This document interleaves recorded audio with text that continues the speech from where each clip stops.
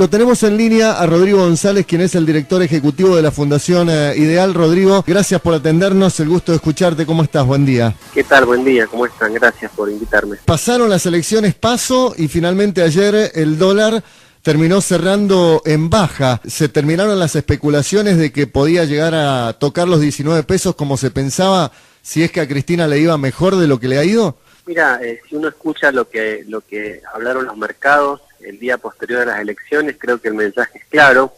Hay una ratificación del rumbo económico que propone el gobierno, que por supuesto es más simpático para la inversión y para los mercados financieros que el que proponía el gobierno anterior, que generó cierta incertidumbre y cierto ruido y cierto aumento en la demanda de dólares, que era lo que pasó previo a las elecciones.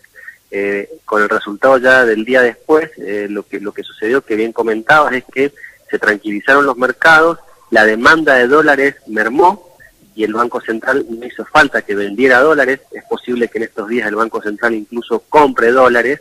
Entonces, claramente, la incertidumbre y la volatilidad y la pujante demanda por la divisa norteamericana está mermando en estos momentos posteriores a las elecciones. ¿Y qué tenía que ver el resultado de si a Cristina le iba bien o mal para la cotización del dólar? Mira, los mercados financieros son muy especulativos, ¿no? Y muy volátiles, entonces intentan siempre adelantarse a los escenarios futuros. Básicamente lo que se está jugando por estos días es un poco proyectar el país que viene, los próximos 4 años del gobierno que viene, ¿no? Entonces acá tenés básicamente 3 alternativas, o sea, o una continuidad del modelo económico actual, que es el que más tranquiliza a los inversores y a los mercados, un cambio de gobierno hacia una propuesta similar a la que tenía el gobierno anterior, que es más antipática para los mercados, y esto genera volatilidad, y en el caso extremo, digamos, una ruptura del paso de gobierno a gobierno antes de tiempo. Esto, si bien parece para el común de la gente una situación lejana, bueno, para los mercados realmente están todo el tiempo viendo cuáles son las proyecciones en términos del programa económico que va a primar en los próximos años. Entonces intentan adelantarse a eso, y en este caso la figura de Cristina era importante para anticipar a ver el país que vendría de 2019 hacia adelante. Parece un poco anticipado, ¿no? 2 años y medio antes de estar pensando en esto, pero bueno, a nivel económico esto sucede cada vez que hay una elección o cada vez que nos permite proyectar lo que viene. Y camino a las elecciones de octubre, ¿también se va a mantener la incertidumbre en los mercados, en la cotización del dólar? Yo creo que si ves el resultado de las elecciones a nivel país y si ves el resultado de las elecciones, cómo se va a proyectar en los cambios que se vienen en el Congreso, lo que está sucediendo es que el gobierno va a salir fortalecido. Más allá de que pierda Buenos Aires, que salga primero, segundo, por pocos puntos en octubre, en definitiva creo que las PASO están anticipando un escenario menos volátil del que se creía que iba a suceder. Recordemos que ven encuestas que daban ganador al partido justicialista, en este caso Unidad Ciudadana, en provincia de Buenos Aires por 5 o 6 puntos. Este es un escenario tal vez que hubiera generado más volatilidad si se hubiese validado en estas pasos, pero lo que estamos viendo es un gobierno que está fortalecido y que seguramente gane diputados y sobre todo senadores. Fíjate que las proyecciones de las PASO hacia octubre haría de que el gobierno gane 10 senadores en la Cámara Alta, que es un número muy importante, ¿no? Y quien perdería esos senadores sería los partidos justicialistas y el partido relacionado con el kirchnerismo. Entonces entiendo que va a ser menos volátil la economía de acá a octubre de lo que fue antes de las PASO. Rodrigo, hoy uno de los diarios nacionales titula: tras las PASO el gobierno ante el desafío de renovar LEVAC por casi 535.000 millones. ¿Esto qué significa? Mira, esto significa de que parte de la inflación todavía se sigue financiando con emisión de pesos, pero sobre todo toda la deuda que toma el gobierno nacional, que es mucha, en los mercados internacionales, que trae a la economía argentina dólares, los cambia al Banco Central por pesos, termina emitiendo más cantidad de pesos en el mercado doméstico. Y para controlar la inflación vos tenés que controlar también la oferta monetaria, es decir, la cantidad de pesos que el Banco Central inyecta en la economía. Entonces el Banco Central, por un lado, inyecta pesos cada vez que emite, pero los tiene que sacar del mercado con las letras, las LEVACs, y retirarlo para que no genere presión inflacionaria. Así que permanentemente el banco hace este juego, el Banco Central, que no es sostenible en el tiempo, ¿no? Y genera preocupación. Emitir y sacar las letras, emitir y sacar las letras. Entonces tiene que rescatar ahora el Banco Central, en estos días, gran parte de los pesos que emitió los meses pasados, ¿no? Entonces esto genera de que aumente la tasa de interés, porque vos cuando tenés que rescatar esos pesos tenés que dar una letra con una tasa de interés alta. Mientras más pesos querés sacar de la economía, más tasa de interés te piden quienes tienen esos pesos, que son los ahorristas, ¿no? Entonces ahí tenemos el famoso impacto de la tasa de interés alta que tiene que generar el Banco Central para sacar esos pesos, y esa tasa de interés termina impactando adversamente en lo que es la recuperación de la economía, porque hay menos crédito para el consumo, la inversión.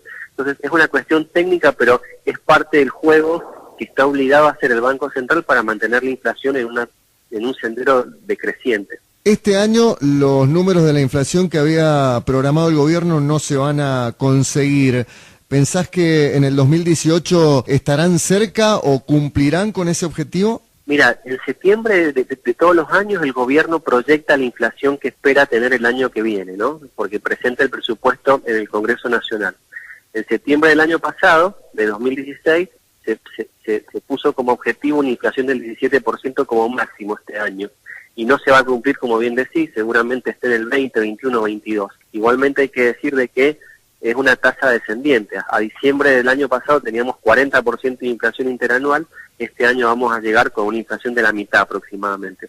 Hay que ver qué se propone el gobierno para el 2018, ¿no? Así que si lo va a poder cumplir o no y cuán cerca va a estar, digamos, pensar ese dato, hay que esperar a septiembre a que envíe el presupuesto. Los trascendidos son de que va a pretender una inflación del 12-13% para el 2018, veremos también cómo cierra este año, pero más allá de que este año no se alcance la meta, que es el 17, no vamos a estar muy lejos, digamos, o muy por encima de esa meta si tenés en cuenta de que un año atrás estábamos en el 40. Ahora, la gente que nos está escuchando, el empleado fundamentalmente, el asalariado, dice, desciende la inflación, no está en las cifras que hemos tenido años anteriores, pero la plata no alcanza, la boleta del gas sigue aumentando, lo propio la de la luz, cuando uno va al supermercado desciende la inflación, pero los precios se mueven, uno va semana a semana al supermercado y los precios aumentan. Mira, en realidad hay una inflación que sigue altísima para los niveles internacionales. O sea, hoy la inflación de año a año es del 26%. 26% es muchísimo comparado con la región que tiene inflaciones de 6-7% anual. Nosotros tenemos 26 hoy, que es muchísimo, y las paritarias, como sabemos, han cerrado en 22. Es decir, que existe todavía, digamos, estamos arrastrando una pérdida del poder adquisitivo de 4 o 5 puntos, que se va a empezar a dar vuelta esta pérdida en la medida que la inflación perfore los niveles de las paritarias, como te decía, que han cerrado aproximadamente en 22%. Es decir, de que la inflación está descendiendo, sigue a niveles altísimos, pero está en un sendero decreciente, y los salarios vienen detrás de la inflación. Esto lo que decís es tal cual. Por eso la pobreza sigue en niveles muy elevados, cercano a 1 de cada 3 argentinos sigue siendo pobre. Entonces, para poder dar vuelta a esto, tenés que consolidar la baja de la inflación de una manera más, digamos, permanente en el tiempo, y sobre todo crecer y crear empleo, ¿no? Y la economía argentina y Mendoza hace 4 años que no crece y crea empleo por encima de lo que es la tasa vegetativa de crecimiento de la población. Por ahí el empleo crece, pero crece 1% en una población que crece 1,2% todos los años. Entonces, cuando lo ves en términos vegetativos, está simplemente acompañando la población que va necesitando más trabajo, porque cada vez, digamos, se va ampliando. Entonces, lo que decís es tal cual, porque todavía, si bien la inflación va descendiendo, estamos lejos de que ese descenso se convierta en una mejora en el poder adquisitivo y que se sienta en lo del bolsillo de la gente. Aquella gente que ha logrado tener ahorros y que hoy no sabe qué hacer, ¿qué le recomendás? Mira, hay distintas alternativas dependiendo de digamos, cuál es el riesgo que se quiera tomar, ¿no? Hoy en día la tasa de plazo fijo está perdiendo con la inflación, pero los bancos te permiten de que compres mediante, digamos, participaciones que ellos arman, grupos que arman de inversores, las letras que todos los meses va adjudicando el Banco Central, que tienen tasas que le vas ganando a la inflación. Entonces, esa alternativa son fondos comunes de inversión que se llaman de renta fija, es decir, de que vos sabés cuál va a ser el interés que te va a dar todos los meses, es similar a un plazo fijo, es un poco más sofisticado porque vos comprás cuota partes, pero es simplemente arrimarse a un banco y consultar sobre esta alternativa. Esta es una alternativa mejor al plazo fijo y que estaría hoy empatando o ganando levemente a la inflación, por ejemplo. Y es la que menos riesgo genera en el mercado. No estás comprando acciones que tienen alta volatilidad.